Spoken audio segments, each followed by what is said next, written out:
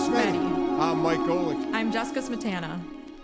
Welcome to another edition of Golic and Smetty. I am Mike Golic Sr. She is Jess Smetana. And Jess, it is still big-time football, though college part of it is more off the field since that season is over. But on the field in the NFL, we just went through the super wild card weekend. We got a lot to talk about there. But boy, weather affected that so much, and we're going to talk about it as I sit in Arizona and you sit in Miami. It is a beautiful, sunny 77-degree day right now. No clouds in the sky. I checked the temperature of my hometown this morning, and it was -9. Yeah. That was Yeah. the current temp. Not even with the wind chill, -9. Oh, so let me get this out of the way first, because anybody who is listening, watching, whatever, however you see us or any show has been through travel issues. What I went through in Dallas, I did the Dallas Green Bay game, and what a win by the Packers, by the way, which we'll get to. Oh, yeah. So that game was an afternoon game, and I fly from Phoenix to Dallas, and it's a direct flight, and then Dallas back to Phoenix. So I got a 9:30 flight out of Dallas. Now, in Dallas, it was as cold, very cold, like 2 degrees, 5 degrees. Wasn't snowing at that point, and it's a dome stadium, so no worries. I was fine in there.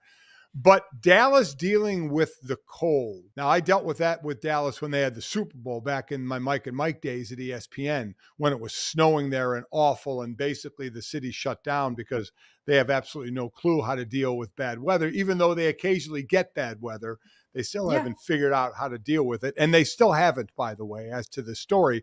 The only reason I'm really telling it is because everybody has travel horror stories. So I had a 9:30 flight, which I had plenty of time to make after that game. And I get on the plane and we push back at about 9:30, and they say we have to de-ice, which I've been through, living in cold city. So everybody kind of knows what you have to do to de-ice. Let me speed up this story. We push back at 9:30. It is now 12:15. We had not de-iced yet, and they already said we would be at least 10th in line to take off after de-icing. Once it hit 12:30, and I guess there's a new rule. I don't know if you knew this rule, but if you're 3 hours away from the gate and don't leave, you have to go back to the gate to give people a chance to get off the plane if they want to get off the plane. I did not know that rule. I guess I didn't know that either, but that sounds like a humongous headache. It does. So we were there. We were 3 hours, and he said, we have to go back to the gate. So we go back to the gate at 12:30, pull into the gate. And after we pull into the gate, we're like, okay, whoever wants to get off. Let's be on our way. No. Then the pilot says, oh, by the way, he didn't say, oh, by the way, but I felt he should have said this earlier.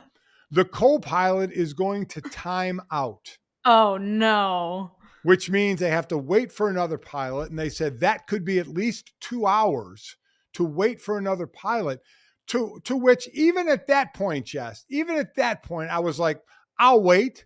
It's still a direct flight. I'll get in 3, 4 o'clock in the morning. I do the show with Mike at 6 Arizona time. So I'm still fine to do that. And then 5 minutes later, he comes back on and he said, update, the flight has been canceled. I'm like, oh, no.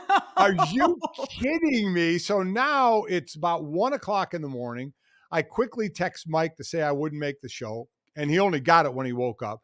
I had to text my daughter and her husband, Sydney and Ben, who live 10 minutes from our house saying someone's got to go back and hang out with the dogs, because I was expected to be home, and they had no idea what was going on. I had to pull up a slab of concrete and lay on it for a couple of hours. And then I had a couple of firsts. I had never been in line first at TSA, but it opened. So I had to get my own flight. The next flight they put me on was a day and a half later. Yeah, no, that's not going to work. So I got my own flight. I ended up going to Delta, because this was all American. I ended up going to Delta, but now it was a connection through Salt Lake City. And it was going to leave at 5:15. By the time I got off the plane, it was about 2:15. So I went and laid down on the floor for about an hour. And then I went over and I stood in line at TSA at 3:15 in the morning, because it opened at 3:30. So I was standing in line waiting for TSA line to open. And then I went over to my gate, 5:15, we pushed back. And again, we had to de-ice. Oh, no. So even the captain, as we're getting ready to de-ice, the captain says, everybody understand we're not in Minneapolis or Chicago where they de-ice all the time. They are not used to de-icing here. Basically saying they suck at doing this and it's going to take a while. It took so long, Jess. When we landed in Salt Lake City, I did one of those. I got off the plane and sprinted. My flight in Salt Lake City left at 8:10. I got off the plane at 7:59. Oh, Jesus. And I mean, did they wait for you? Well, this is it. I sprinted to the point where I was in Salt Lake City. So at elevation, my lungs were burning. It was either that or I was out of shape, one of the two. I'm coming up to the gate, and obviously there's no one milling around because the flight's getting ready to take off. There's this moment, Jess, and as I said, everybody who's had travel issues has gone through this. I'm turning the corner, and I'm either going to find people, the people working there and the door open or the door closed. Right. I turn, two ladies there, the doors open, and they said, "Are you Mike?" And I said, yeah. They're like, "We waited for you." I'm like, "Oh my God." Oh, yeah. Yay. So, happy ending. Yeah. So it was a happy ending. Yes. Let me guess. They de-iced that plane in like 5 seconds. Oh in my Salt Lake God. City. And when they said it there, but I didn't worry a bit. Salt Lake City, they're like, "Yeah, we're going to have to de-ice." I'm like, "That'll take 2 minutes." They know what and they did. It was quick, but oh my God. I mean, so all I would say is this is nothing to the people who worked at the gate or the flight attendants or the pilots or anything, but it's the only thing worse than the Cowboys, and this is where I'll make my correlation to the game. The Cowboys game was Dallas Airport's ability to handle bad weather and de-ice. It was horrific. So there you go. That was my story. Do you think Mike McCarthy's in charge of that too? Oh boy, he may have time to be in charge of that after what went on. That was no. Listen, we know that was going to be talked about the most as I was calling that game and just seeing it be 27-7 at halftime, and all of us just going, "What the hell is going on?" I mean, what a absolute brutal game for a team who has unfortunately a pretty good sample size of not getting it done in the playoffs. Yeah, not great. Well, I'm glad that your travel nightmare is over. Do you know where you're going next weekend yet? Is it somewhere cold? No, I got the Green Bay at San Francisco game. Oh, so I'm very happy. And it's a Saturday game. So I'll be able to get home Sunday and not have to, miss the show with Mike like I had to this past Monday. So yes, and it's not a cold place. So I got lucky 2 weeks in a row. I wasn't in Buffalo or in Kansas City. I got to be, while it was cold, I was in a dome, and I'll be in San Francisco where I don't know when the last blizzard hit in San Francisco. So I think I'm pretty safe. I do think Texas, I've never lived in Texas, but I feel like the perception of Texas is that the weather's pretty mild. But the only times I've been to Texas, I have experienced very, very cold weather, both in the spring and I went there for the Cotton Bowl. I've been there for South by Southwest and for Formula One. So like different times in the year. Right. And every time I've been just like freezing my ass off. And then, the one time I was there for South by Southwest, we got there, it was freezing, like frigid wind. And then the next day was like 70 degrees and sunny. So I had to pack for like every season, but it's a sneaky cold place to go in the winter that I don't know if you expect it to be cold every time. No, you don't. But it's been cold enough that they should be really doing well. They should be able to de-ice a plane and be able to figure it out. That said, they don't handle it well. We never want to call for anybody's job. So I hope everybody's safe there. Well, that people probably they're straining their reresources to hire the fewest amount of people possible to make the most amount of money possible at all. Here's where I feel bad for everybody though, Jess, is while it sucked for me, I was alone. So I go sit somewhere, I can deal with it. I mean, at 3 a.m, I'm seeing families walk by. Ugh, yeah. A mom and kids or a mom and dad and kids and thinking, my God. And the airlines, man, if it's Mother Nature, you're screwed. You're not getting a voucher for food. Yeah. You're not getting a voucher for a hotel. They just say, Mother Nature, on your own. So I felt so bad because every seat in there was packed with people trying to relax and wait till the morning for their flight. But I just think that part of it is just horrible. They offer you nothing. Well, glad you made it home. I'm sure the pups are happy, Mike. Yes. And you know what? You didn't have the worst time this weekend. I had a worse time this weekend just watching the Steelers Oh. lose another playoff game. They're fifth in a row. I have nothing nice to say about any of the NFL. I'm mad at everyone who won. I'm laughing at everyone who lost. I'm just a bitter, sad person today after this weekend of football games. So there was only really out of the 6 games, one good game, correct? I mean, it was the Lions and the Rams. That was a 1-point game. Again, to go back, if people forget, the Texans smoked the Browns 45-14. Chiefs beat the Dolphins 26-7. The game I did, Packers win by 16, 48-32. Steelers lose 31-17. Even though that got to be a one-score game for a little bit, there was never a thought that Philly or that Pittsburgh was going to get back into this.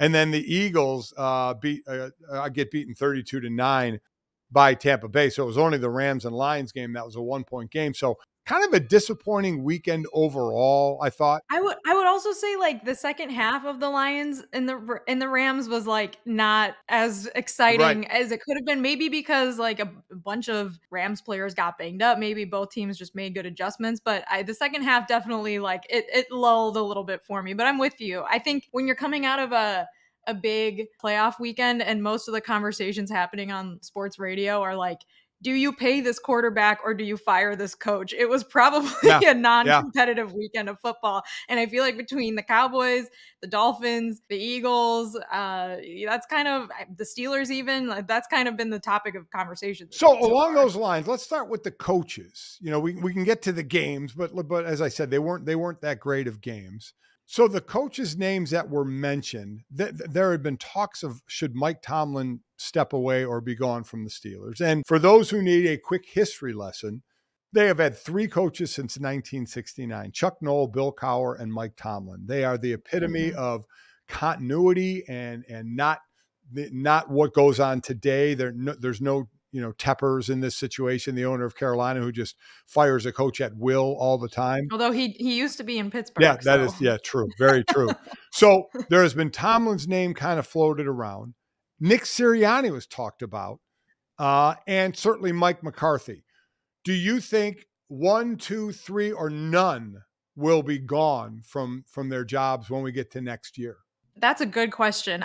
The Eagles, I could kind of see going either way. Like with Sirianni, I think he has such a better track record recently in the playoffs than the other 2 coaches that it would probably surprise me if he got fired, but maybe if he wanted to leave, that I could potentially see, because I think between all of the openings right now in the NFL, and especially like with the way college coaching has been shaken up, like there's just a lot of openings right now and a lot of people moving about. So maybe I could see that. But I think the bigger thing is like they lost both of their coordinators last year. They lost a lot of the important pieces on their team. Their quarterback is getting paid a ton of money, and that's just a difficult formula when you have to be expected to win and make a deep run the following year, which obviously they weren't able to do. Something happened midway through the season to the Eagles that I wasn't expecting, and I don't know if anyone was expecting. Going 1-6 in their last 7 games is not very good, and that does, I think, fall a lot on the head coach. But I don't think that's entirely his fault. So it would surprise me if he got fired.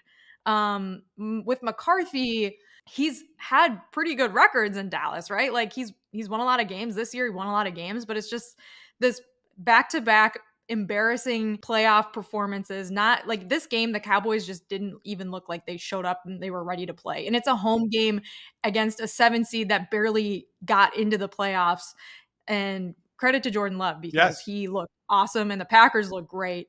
So I don't want to take anything away from them, but this Cowboys team, man, I don't know if you're a fan, and Cowboys fans will be Cowboys fans no matter who the head coach is. It doesn't matter, but it just feels like you need to make some sort of change there. Now, the name that people have been talking a lot about is Bill Belichick going to the Cowboys, and that I don't know if I really can picture, because we know the relationship that Jerry Jones has with the head coach there. And then you have Mike Tomlin, who left the podium after he was asked about his contract last night after the game, which I don't necessarily like. I just think he didn't want to talk about it. I think he wanted Yeah. to talk about the game, and that's just how Tomlin operates. There's been rumors that maybe he wants to step away from football, or maybe he's just ready to leave. The Steelers are not going to fire him. He has 1 year left on his contract. If anything, he'll coach out the remainder of his contract, and then they'll mutually, part ways. But he's not getting fired. I don't know what the percentage chances he decides to come back, but it seems like the team still loves Tomlin. I know the fans are pretty split on it. I think the organization loves him. So that's going to just be entirely what his mood is and what he feels like doing. And that I don't really have a great read on, because he's a guy that does not tell that to people. He keeps that kind of stuff. Like, he's all business. He does not, express his real feelings on stuff like that out into the media. He just wants to win football games. But unfortunately hasn't won any in the postseason in 7 years, which is not great. So I don't know, maybe 2 out of the 3. I agree. I don't know which 2 though. I agree about Mike Tomlin. I think it's on him if he wants to walk away or not. And I personally don't think he's going to.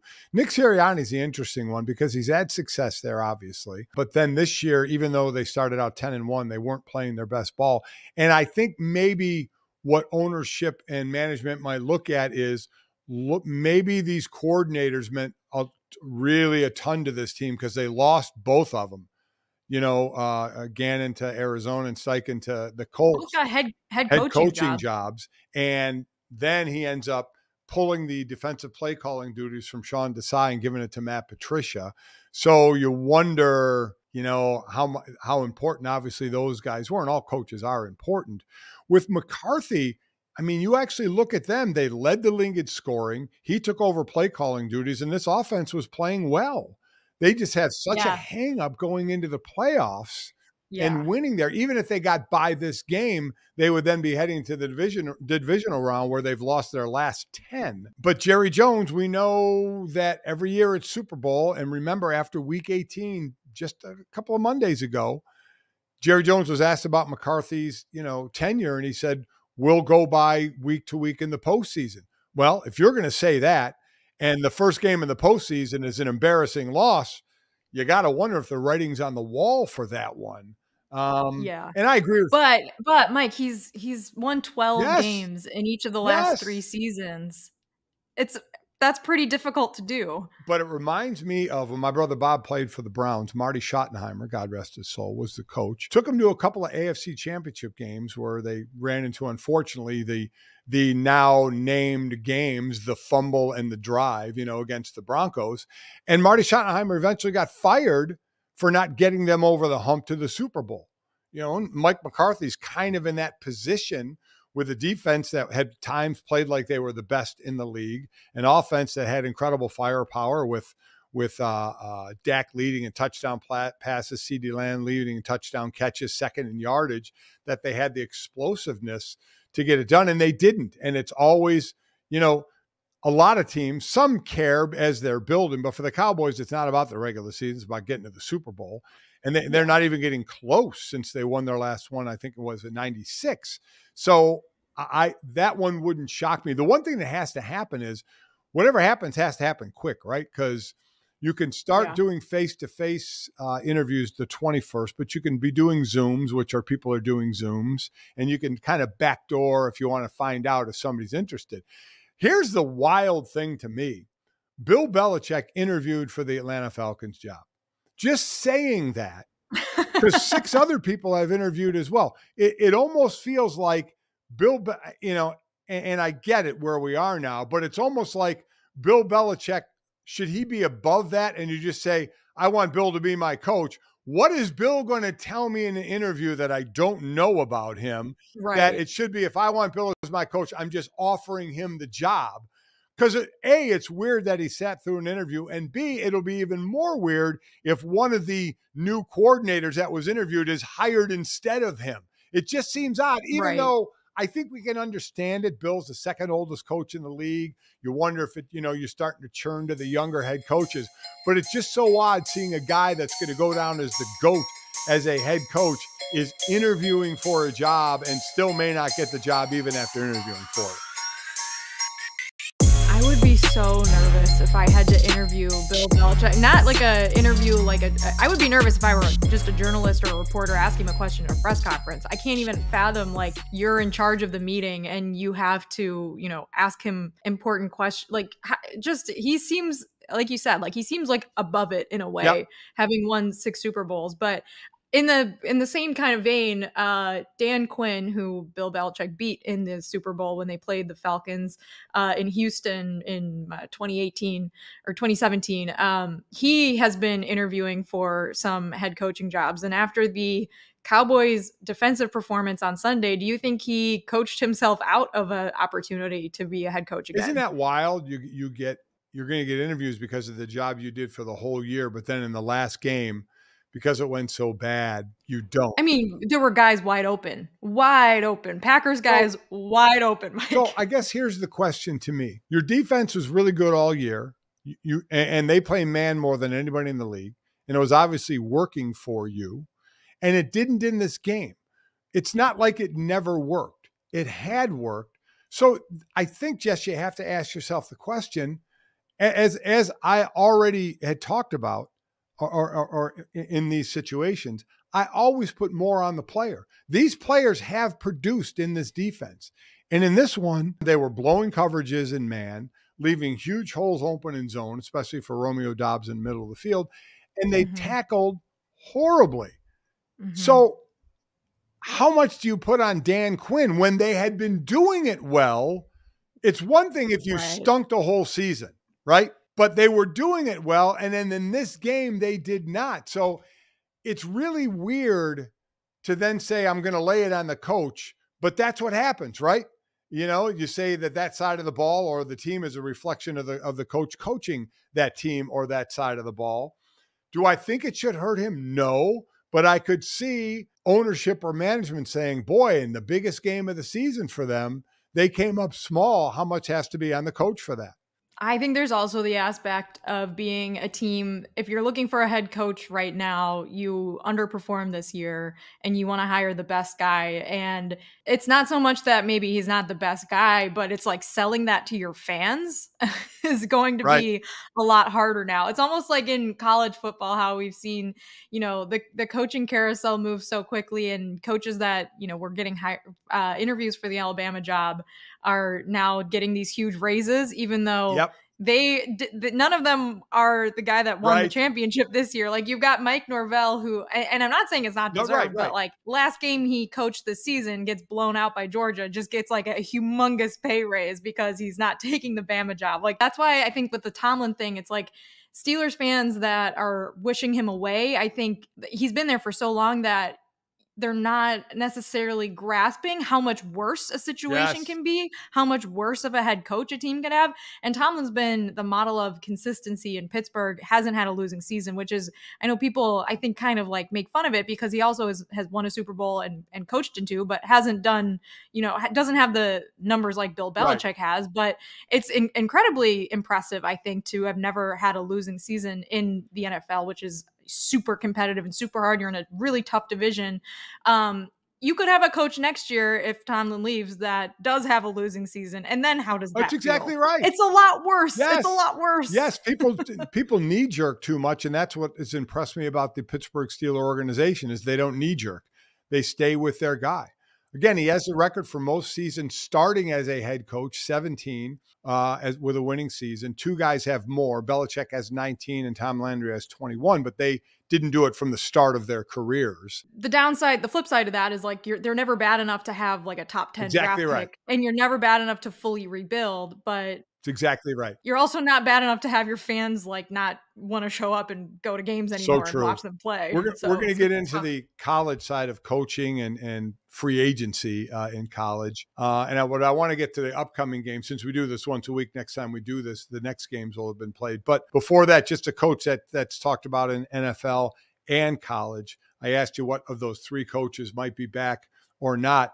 How about Jim Harbaugh? Jim Harbaugh interviewed with the Los Angeles Chargers. That's who a lot of us have put him with because they have a ready-made quarterback. And he has obviously Harbaugh's had success, even though it was a decade ago in the NFL. Do you think Harbaugh is going to the NFL? I feel like yes. And I also can't imagine interviewing Jim Harbaugh for a head coaching job. Like that would also be, and he's an incredibly bizarre and weird guy. And just coming off of a national championship, like what does he really have to say? Right. I guess the thing about the Chargers is like there's a perception that they're cheap, right? Like Yes, they don't yes. want to pay out a large salary to a guy like Jim Harbaugh, who is going to want a lot of money to leave Michigan, because otherwise he could sign his extension Yes. with Michigan and make a ton of money there. So, but again, like it kind of just comes down to what Jim Harbaugh wants. And apparently he wants to win a Super Bowl. So if this is a team with a really good quarterback that needs to fix their defense, but isn't that far off, I don't see how he turns it down. I'm with you, because how many times did he bring up, I finally have a seat at the big table with my family? Because remember, his father, Jack, won a national championship and his brother, John, won a Super Bowl. Now, Jim has a national championship. And then if Jim could get a Super Bowl, he might be at the head of that table, right? Because he has well, John could win it this year, and then he'd have to catch up to two. It's exactly right. Because remember, there's only been 3 college coaching titles to then coaching Super Bowls. That's Barry Switzer, Pete Carroll, and Jimmy Johnson.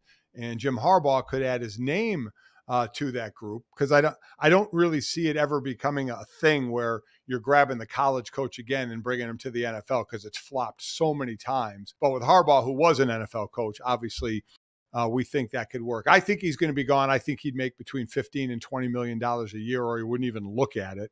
And I don't blame him. I don't blame him. But I do think there is something to saying he got a title in both the college side and the NFL side. Before we move on to the college side, so we have the divisional round set up, and I was looking first at, is there going to be bad weather? So you go to Baltimore, where the Texans are going. I already looked, it's going to be like a high of 25 that day, and they play in the afternoon. So that's not going to be going to be bad. I'm doing the Packers game, Green Bay at the Packers. We're not worried about a blizzard going on there. Tampa Bay and the Lions are in a dome. So again, it could be cold outside, doesn't matter, you're in a dome. And then the Chiefs and Bills, it's supposed to be in the 20s there, which is balmy compared to what they both just played in, especially the Chiefs. So it doesn't seem like weather is going to be a real factor. So let's just quickly run down. Do we think the Texans, who have been, and if you don't have a horse in this race, I imagine there are so many people rooting for the Texans and the Lions as great underdog stories. You give the Texans any shot in Baltimore? I give them a shot for sure. I think Baltimore ultimately will win the game, but I think this one is going to be a really fun one to watch, because you've got 2 quarterbacks right now playing like the peak of their game. CJ Stroud was excellent against the Browns. Browns have a really, really good defense, and they just picked him apart. So I'm excited for this game, but I think Baltimore should and will win. That's the thing, is we say, oh, the Texans have to play the Baltimore defense. Well, they just played the Cleveland defense. Right. And wouldn't that be something? If they beat the Cleveland defense and the Baltimore defense back-to-back, the 2 best defenses in the league, that would be incredible. One of the biggest differences, the Baltimore defense didn't have to, the Texans defense didn't have to worry about Joe Flacco hurting him with his legs. You got to worry about that with Lamar. Joe Flacco, he flew too close to the sun. Like it all came crashing down. It wasn't his best. And also, playing on the road in Baltimore, different than playing at home, I think, against Joe Flacco. So true. Joe will go back comfortably on the couch, but he did a great job. Good for him, again, man. Yeah. I think the coach of the year is going to come from that past game, D'Amico Ryans or Kevin Stefanski, because of what Ryans did in his first year with the rookie quarterback, and Stefanski doing with 4 different quarterbacks. I agree with you. I lean toward Baltimore in that game. I can't give a winner on the next game, but Green Bay going to San Francisco. What I'll say, the matchup I'm looking for here the best, Jess, in getting ready to cover this game, is the Packers did such a great job against Dallas, tackling receivers on short routes right when they caught the ball. You see so many of those quick passes to the outside in the NFL, or quick little curls or slants, and Green Bay did a great job tackling those guys right away. They're playing the 49ers, and the 49ers for the past few years have led the league in yards after catch. So that to me is the matchup. Yeah, I agree. And I also think like the easy passes that Jordan Love was able to, and not like easy, like 5-yard outs or whatever, like easy, like guys were wide open in the middle of the field. Like those are not going to happen against the 49ers. Right. They're going to have to work harder for those points. So I also will take the 1 seed in this game. I think the 49ers will win it. I think Shanahan is like, he's ready for this. He's had 2 weeks to plan it out. Probably got a lot of stuff on tape he got to see against the Cowboys game and is going to incorporate to trip up the Packers offense a little bit. But yeah, I'm giving this one to the Niners too. Okay, again, I can't pick that one since I'm calling it. Those are the 2 Saturday games. Sunday, I think another team where if you don't have a horse in the race, you're rooting for the Lions. I mean, this is their second home game in 522 years. I mean, it's just crazy. I don't know. I kind of think I'm rooting for the Really? Bucs. Tampa Bay and Baker Mayfield and what he's done. And kudos to Tampa Bay. They sold their soul and spent their money to win a Super Bowl while Tom was there, and they did. And they have so much dead cap Well, that's the thing. space. That's what it cost them, right? It cost them over $80 million in cap money, so they had to go cheap at the quarterback. And the cheap quarterback, Baker Mayfield, threw the most touchdown passes that he's ever thrown in his career in a single season. So it has worked out well for them. They go to Detroit. What do you see here? I think Detroit's very good. I think like maybe like they need Aiden Hutchinson to have a good game, right? To really put pressure on Baker Mayfield. Yeah. He's been injured too. He's been banged up. Again, it's like it's hard to pick against the favorite in the NFL, but there were a bunch of upsets this weekend, and I think I just want them to win because of how funny it would be to have them end up playing in an NFC Championship game after this season in which Baker Mayfield's played on 4 teams in less than 2 years. I think it would be great if they pulled off an upset on the road, but I don't expect it to happen. So I guess I'll pick the Lions. It is another great story. I completely agree with you. But I think I would lean toward the Lions here. Tampa Bay in the regular season was 5th against the run, giving up, I think, just about 95 yards. The Lions have that healthy 2-headed monster in Montgomery and Gibbs now. They've been doing extremely, extremely well. And then the receiving core, Sam Laporta played in that game after hurting his knee. That was impressive. And certainly Amon-Ra St. Brown as well. I just wonder if they have too much for that Tampa defense, because the Tampa Bay offense, they ran the ball decently well against Philly, but they were winning that game so they could go more to the run. If it's a closer game, I don't know if they can count on their running attack to help bail or to help the passing attack with play action, especially the plays to Mike Evans. I don't know if that will happen. So I am leaning toward Detroit in this one as well. And then the one everybody is waiting for is the Chiefs at the Bills. And that's important to say at the Bills because it's always been at Kansas City.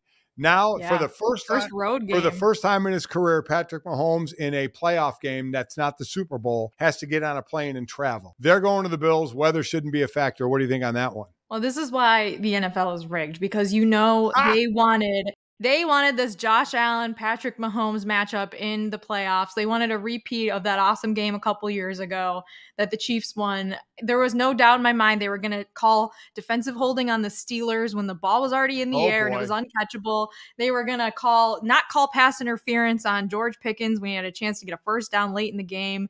I mean, they just let the Bills cheat their way into a divisional round game hosting the Chiefs. I'm only like 90% kidding. 10% of me thinks that this was rigged. I mean, I don't know. The Chiefs, I thought, looked really, really good against the Dolphins, but the Dolphins in that environment on the road, the way their offense has not been able to really do anything the last 3 weeks, I guess that wasn't a surprising outcome to me. So the Chiefs looked really good, and I think the Bills, as big of a lead as they had in this game at points, I thought like they let the Steelers hang in there way too long for me to feel confident about them. And the Steelers are not a bad team. As much as I've, talked poorly about them this season, they're not a bad team, but they had some pretty egregious mistakes in that game. Like the Mason Rudolph interception in the red zone, Minkah Fitzpatrick not being able to tackle for like the first time in his life was truly shocking to me. There was also like that blocked field goal, not great. They missed a field goal later in the game.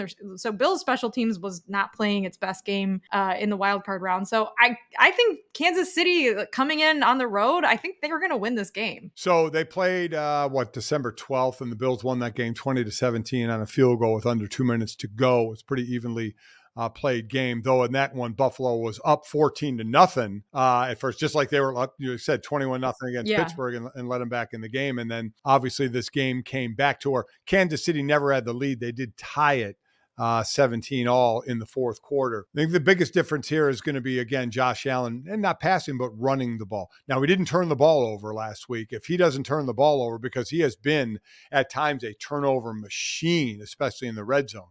If he doesn't turn it over, that's a big, big feather in the cap for the Bills. And he runs the ball extremely well, and they've run the ball with Cook extremely well coming to the end of the regular season. So, but also, if you're Josh Allen and you're gonna like stutter step, like you're about to go down, and then the defense is gonna let up, and then you're gonna run for another 30 yards and score a touchdown, and then you're gonna get roughing the passer called, or after you slide later in the game. Rigged. I'm just saying, it's you got one or the other. Jess, it's not good. I won't say rigged, but what I'll say is I hate the quarterback protection rules. If you can't hit a guy when he's sliding, if he fake slide, you shouldn't be able to allow that, because the defense already has to back off if they're thinking about sliding. And if then they fake that and try and run, they should be able to get their heads taken off for doing that. I hate it. Listen, I'm sorry, but I can't.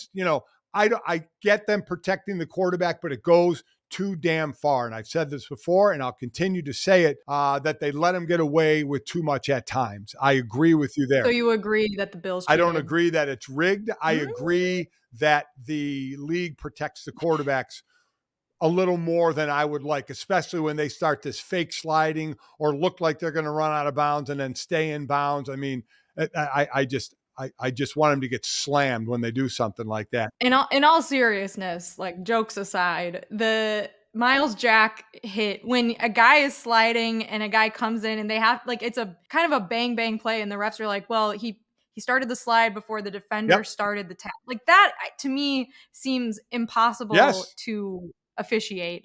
And you can tell when a player like Jack put his arms up because he knew he was sliding and he didn't want to make contact, but it was too late. It seems like there should be some sort of intent baked into it, but I guess you can't officiate that, and I understand that, and it makes it super inconsistent across the league. Like I saw Justin Fields get taken out by a Packers player in week 18 doing the exact same thing, gave himself up earlier, and the Packers player came in later than even this hit in the Bills-Steelers game, no flag. Right. So it's just super inconsistent, and it makes my head It is. You would like them to officiate intent, but that's going to be hard for them to do. It's impossible. So the rule they've made, Jess, is it's on the defender. They've said it's on you. If you hit him in a bang-bang play, it's on you.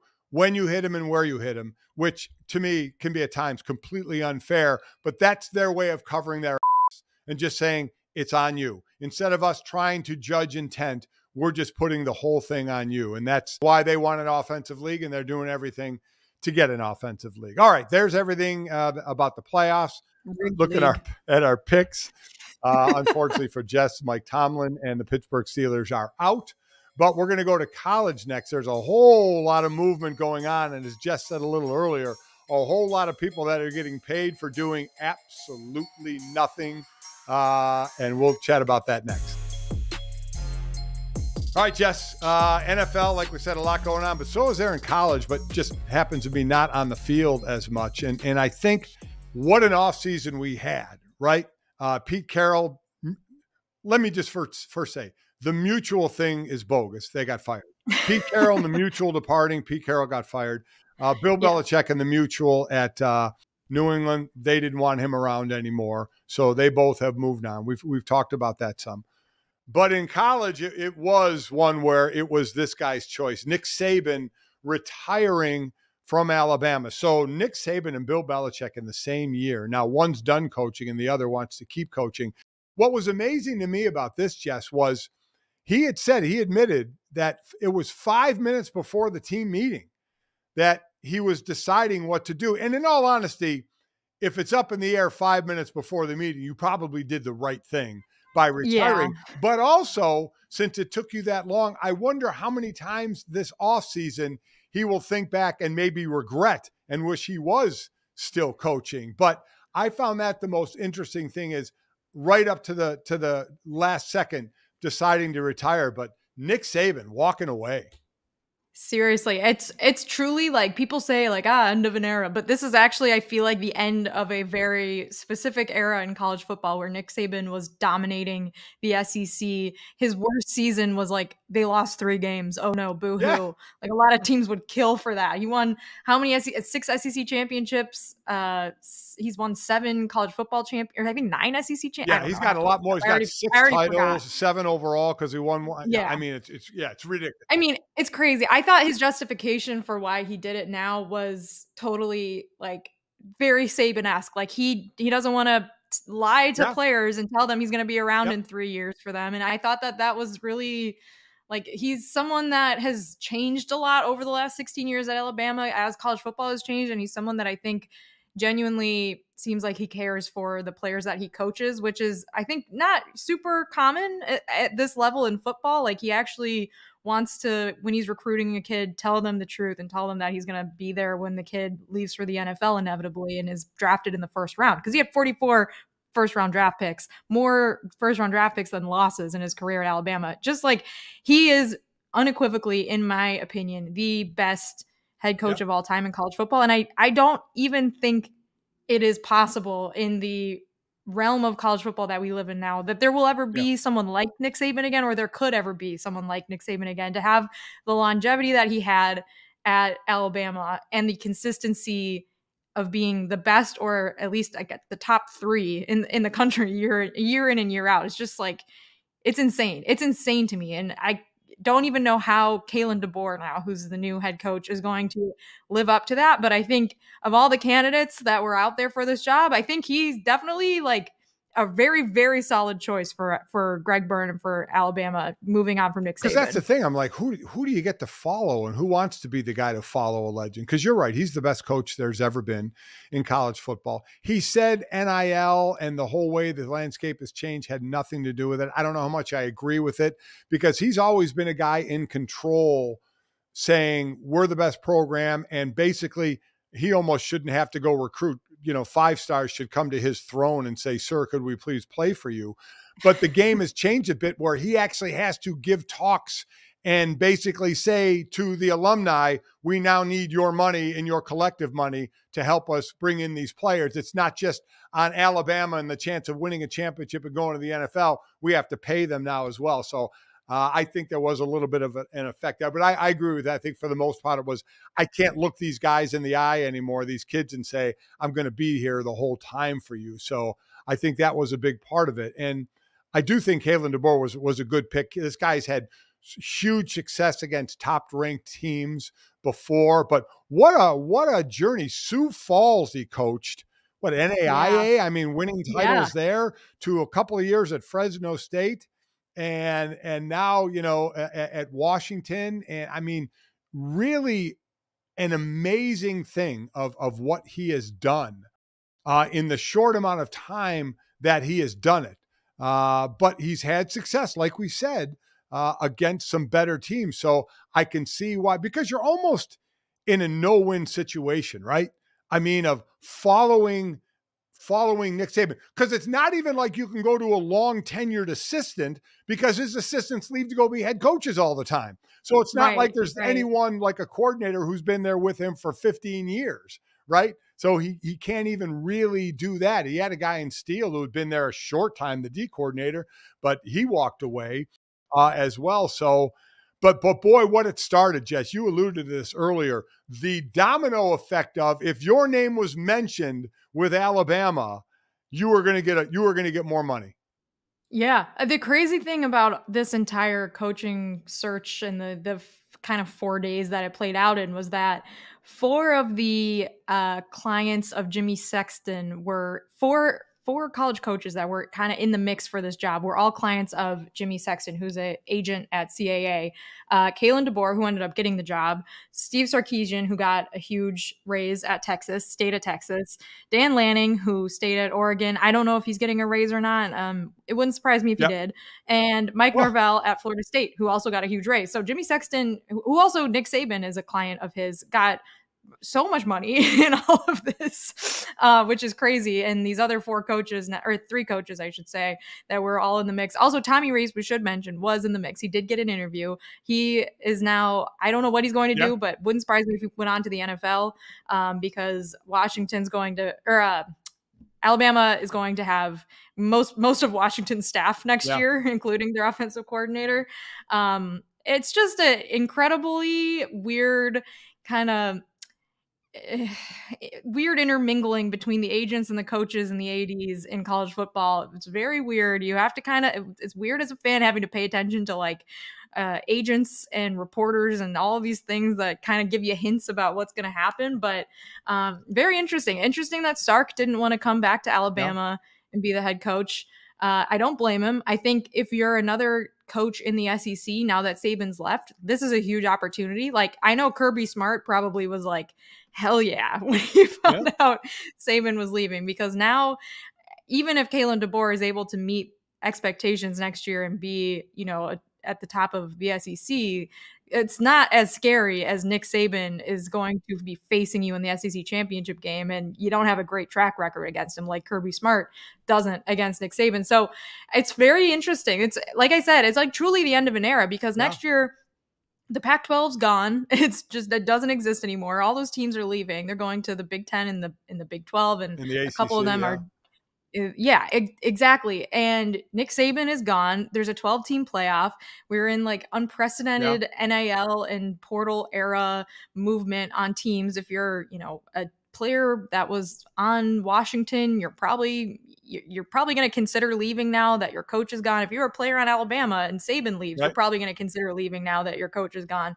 So everything is changing rapidly. It's an insane time to be a fan, because you just don't even know what's going to happen next. But it's pretty exciting. 2024 has the opportunity to be one of the most insane college football seasons. Well, college football changed so much with the portal and NIL. Now it's going to, would we say, even a bigger change, and now going to a 12-team playoff? I mean, what has gone on? And then with all the conferences that are realigning, it is wild out there. And I wonder, normally, Jess, a head coach would be given his recruiting class, let your recruiting class go through to see what you're going to do. And I know in times it's even been shorter than that.